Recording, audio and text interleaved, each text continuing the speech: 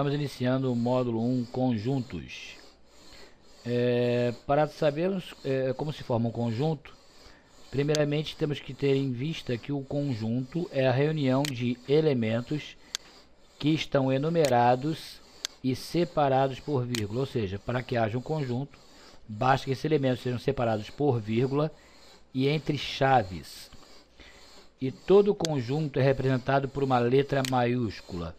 Por exemplo, conjunto A, os elementos 0, 2, 4, 6 e 8. Repare que letra maiúscula denomina o conjunto e os elementos estão enumerados, separados por vírgula e entre chaves. Vamos ver, em primeiro item, a representação dos conjuntos. Como os conjuntos são representados na matemática? Primeiro, eles podem ser representados por enumeração. Enumeração indica o quê? Você escrever todos os elementos do conjunto separados por vírgula. Olha o exemplo ao lado. Conjunto A, elementos 0, 2, 4, 6, 8 reticências. Então 0, 2, 4, 6, 8, todos os elementos estão enumerados, ou seja, estão explícitos. A segunda forma de representação é a compreensão. Compreensão indica uma forma matemática em que os elementos não aparecem explicitamente escritos, mas estão subentendidos. Vejamos o exemplo. Conjunto A, x tal que x é igual a números pares.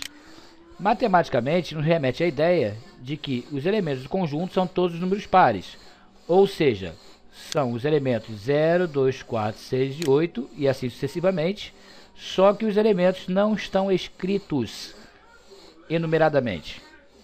E a terceira forma de representação de um conjunto é através do diagrama de Venn. O diagrama de Venn é essa forma de circunferência, onde colocamos todos os elementos dentro do conjunto.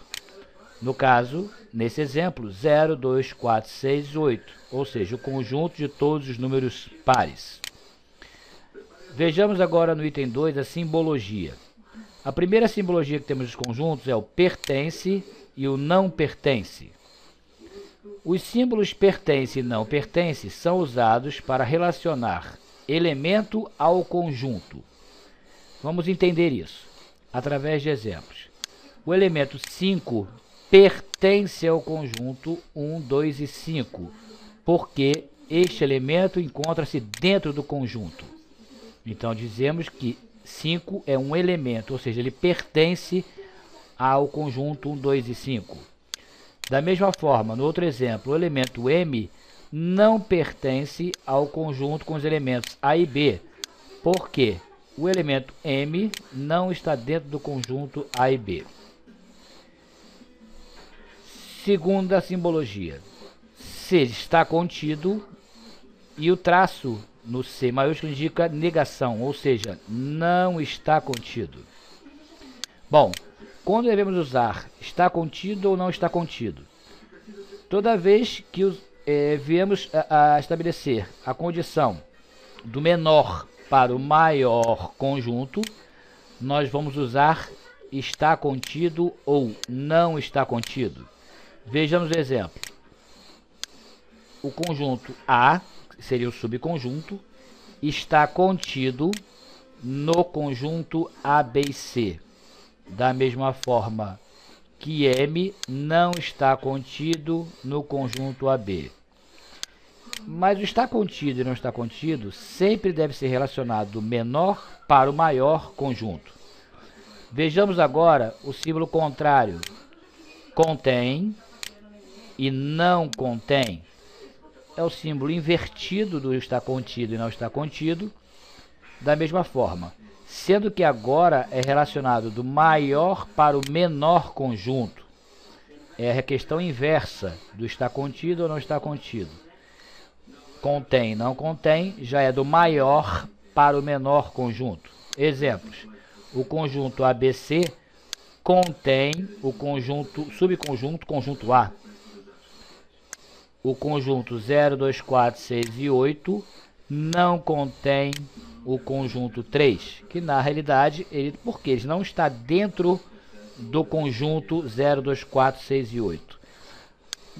Muitas perguntas acontecem que quando relacionam, quando devo usar pertence e não pertence, e quando devo usar, está contido ou não está contido, contém e não contém. É simples. Vejamos no exemplo de pertence. Repare que o elemento não está dentro de chaves, então você só pode usar pertence ou não pertence.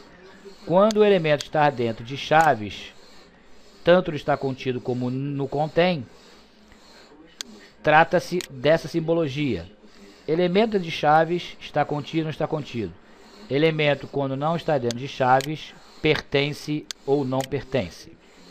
Vejamos agora item 3. O que são conjuntos iguais?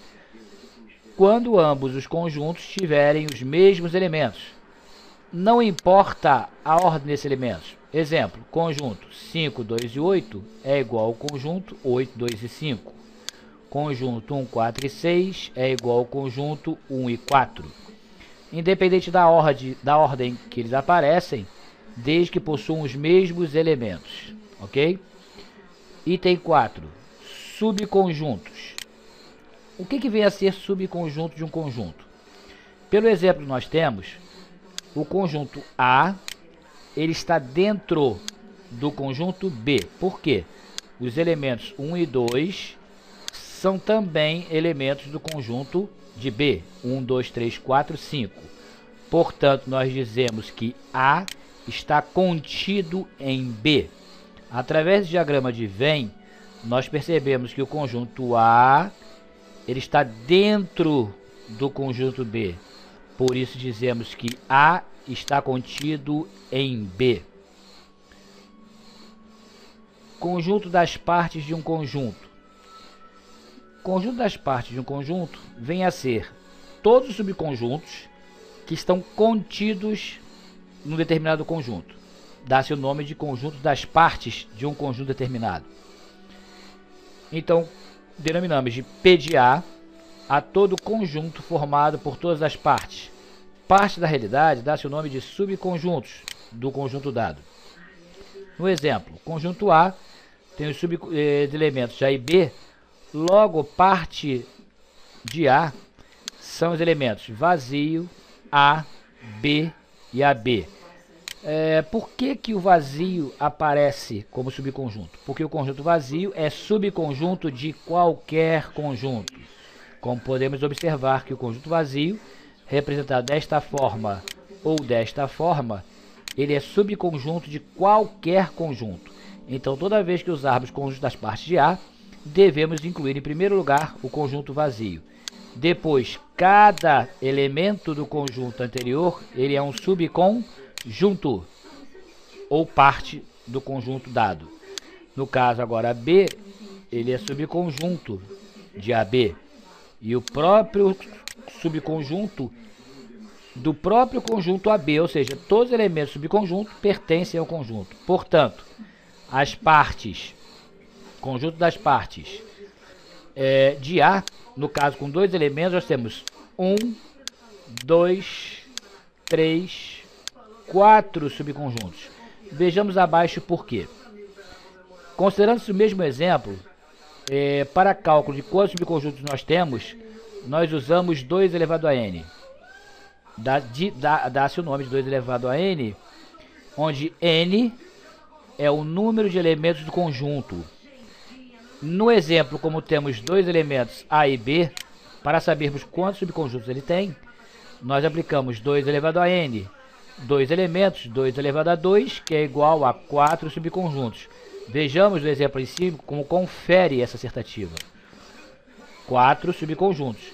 Então, para que nós determinamos os tipos de conjuntos, subconjuntos de um conjunto, basta efetuarmos o seguinte cálculo básico. Elevarmos 2, elevarmos ao número de elementos do conjunto. Aí nós vamos determinar quantos subconjuntos um conjunto pode ter. Estamos encerrando a primeira parte de conjuntos. Na segunda parte, nós iniciaremos o tópico tipos de conjunto. Até lá.